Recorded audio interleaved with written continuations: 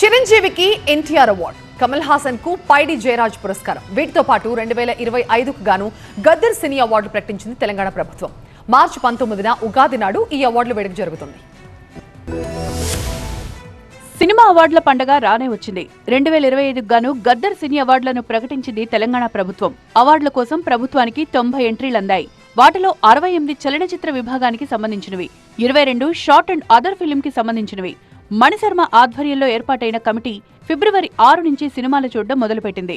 మార్చి 5లోపు చిత్రాలను చూసే ప్రక్రియను పూర్తి చేసి అవార్డుల జాబితాను డిప్యూటీ సీఎం భట్టి విక్రమార్కకు అందజేసింది. ఎఫ్డీసీ చైర్మన్ దిల్ రాజు ఆధ్వర్యంలో అవార్డ్స్ను ప్రకటించారు. ఉత్తమ నటుడిగా నాగచైతన్య ఎంపికయ్యారు. తండేల్ సినిమాకు గాను ఆయన ఈ అవార్డు దక్కించుకున్నారు. ఉత్తమ జాతీయ సమైక్యతా చిత్రంగానూ తండేల్కి అవార్డు అందింది. ఉత్తమ నటిగా రష్మిక మందన్న అవార్డు సొంతం చేసుకుంది. గర్ల్ ఫ్రెండ్ మూవీలో ఆమె నటనకు ఫిదా అయ్యారు జనాలు. దాన్ని ఈ అవార్డు మరోసారి ప్రూవ్ చేసింది. Best director goes to Sailu Raju weds Rambai. Best leading actor goes to Naga Chaitanya for Thandel.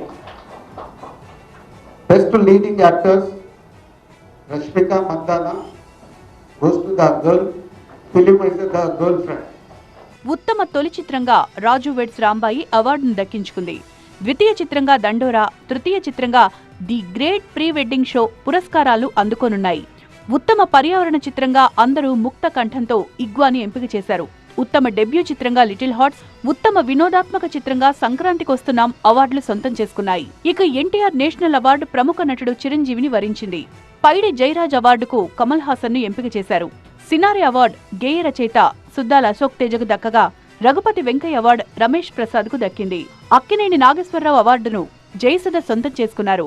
Nagireddy Chakrapani award Ashwini Dutt సొంతం చేసుకోగా, BN Reddy film award senior దర్శకుడు సింగీతం శ్రీనివాసరావు దక్కించుకున్నారు.